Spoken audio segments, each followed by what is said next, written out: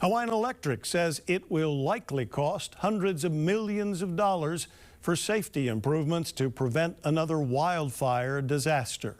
A state bill would require the Public Utilities Commission to approve the plan, the cost, as well as how much more customers will have to pay for all that work.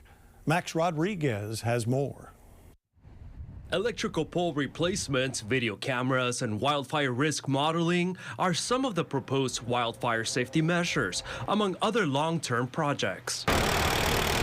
People have been very interested in talking about undergrounding since Lahaina. And that's something that we're hearing very consistently from people on every island. There's still no set dollar amount for how much the fire mitigation improvements would cost, but it's projected in the hundreds of millions in the span of decades.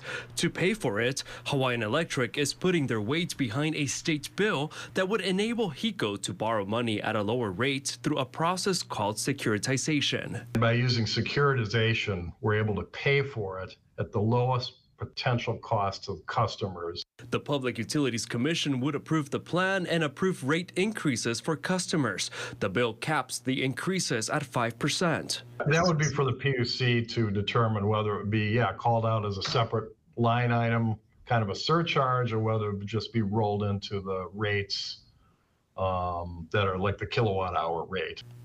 In a statement, a PUC spokesperson says 5% may not be enough. The commission is committed to ensuring rates are just and reasonable.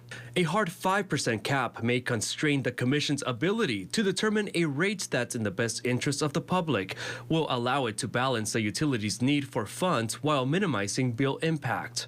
More than 1,000 Lahaina residents voicing disapproval over the plan.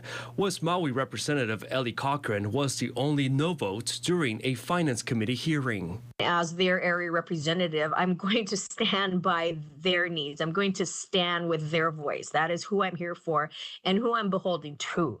Although there is relief, the bill removed any language that would add on litigation costs into the rate increases. This is about a mitigation plan and the rolling out of such plan and having PUC, a part of that plan. The bill is now headed for the full House for a vote. Max Rodriguez, KHON2 News, working for Hawaii.